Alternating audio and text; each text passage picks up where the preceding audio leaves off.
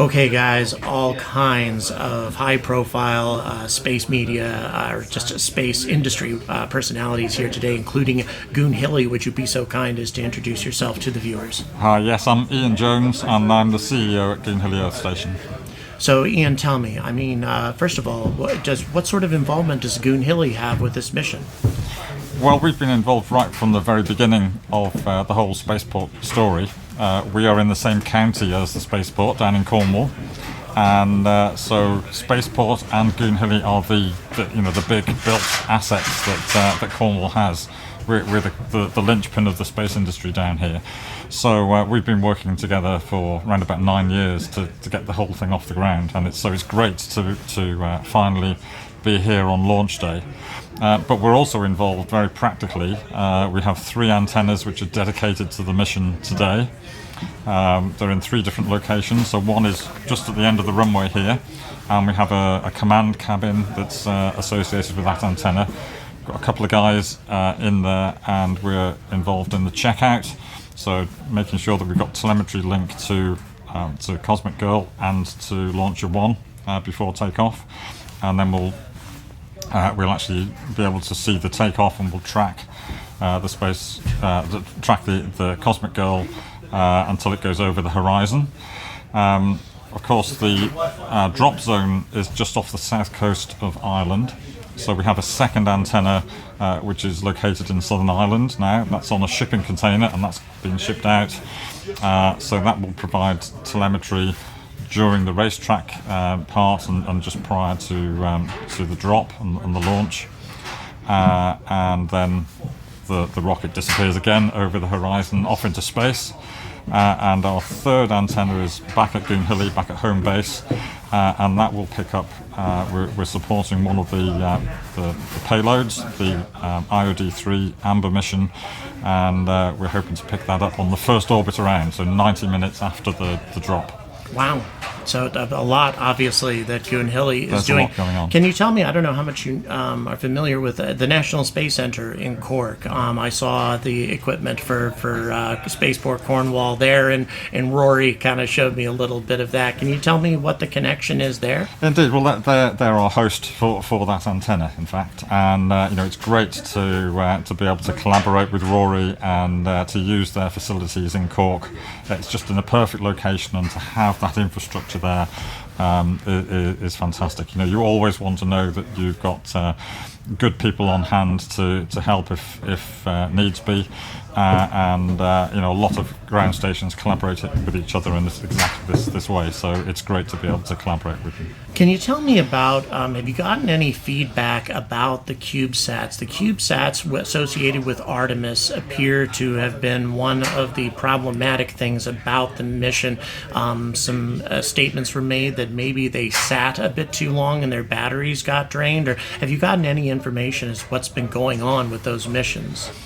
Yeah, so we were involved. We had licenses to track 6 of those Cubesats, and it was always going to be a difficult process for new missions, Cubesats going beyond LEO orbit, and some of them were shipped a long time ago and have been sitting in operational readiness for months and months. That's not normal for a Cubesat. Right. These small satellites operate with very small battery units, and they're used to being put on the manifest right at the very end before a launch. So it was a it was a good experiment to do, and we were able to track some of them for quite a while. But yes, it's problematic when you have to have delays. Would you say then that that the experience with those particular Cubesats and the consequences associated with that might be a good statement for the small sat providers, that they may be better suited to it? Because we had Rocket Lab also deliver a CubeSat beyond LEO. Did you feel that small sat providers might be better for that kind of scenario? Possibly, but I think in the space sector, every experience is a learning experience, and quite often the failures are even better learning experiences than the successes. You learn so much more from something going wrong, because you can analyse that, and in that analysis process, you really have to think of all of the what-if scenarios.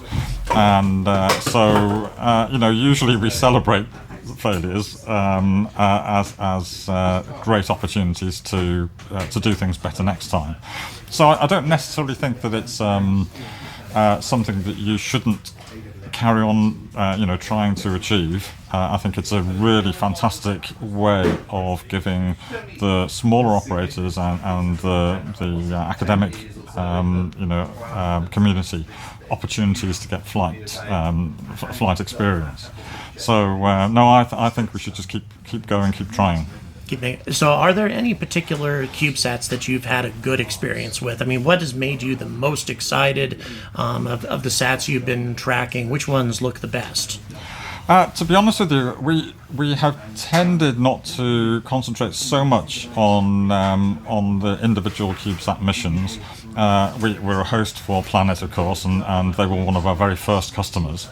And so it's fantastic to their experience has been really phenomenal, and to be able to be like we were talking about Rory and the experience of having good partners in ground stations. We hope that we've been a great partner for Planet. We can enable them to upgrade equipment and change things very rapidly. And so as they've developed their technology, we can sort of keep the ground equipment upgraded to match. And that's the real key thing about CubeSat experience is getting that frequency of flight, so that you can use that different model, that sort of rapid development model that the more traditional larger missions, they tend to use that the more traditional waterfall model of designing everything to the nth degree and making sure that you've thought of everything beforehand, whereas the CubeSat model is much more, get flight experience, learn from the mistakes. So what's coming up for Goonhilly? What projects do you have coming up that you can talk about anyway, and what are you excited about? Well, right now we're helping Ispace to get their Hakuta R mission onto the surface of the moon.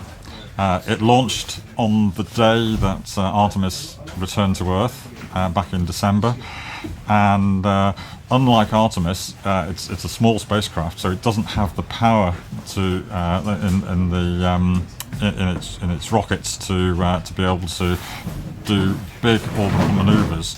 So it's taking the long route to the moon. It's going to take a couple of months to get there, and going out almost to the L2 Lagrange point before coming back. Wow. Long ways. It is going a long way around, but that means that the delta V when it arrives at the moon is going to be much less. So we're in the process every day now at the moment in helping to provide the telemetry links for that mission. If you can, real quick, just very briefly, where is Ispace landing on the moon? What is its mission? Or is it going to the moon at all? It is. So yeah, it's a lander, and it's going to be the first commercial lander to arrive on the surface of the moon. So very, very exciting. It will be arriving around February time, and we'll have to look up the exact dates for you. But yes, the first time commercial company has sent a lander to the moon. So super exciting. Anything else you'd like the viewers to know about what you've got coming up, real quick, before we close? Well, for we're very excited to support the Artemis mission. There are many more lunar missions coming up, and deep space missions as well. So for Goonhilly now, it's a matter of sort of consolidating the work that we've done, expanding. So we've got plans to grow the business in the United States and in Australia in the coming year. So it's a really exciting time for us. Oh, I lied. One last thing I'd ask from you. You've known Mel Thorpe for a while. How are you feeling about this moment for her today? Melissa took on the role of the CEO here at Spaceport a couple of years ago, at a time when things could have gone either way.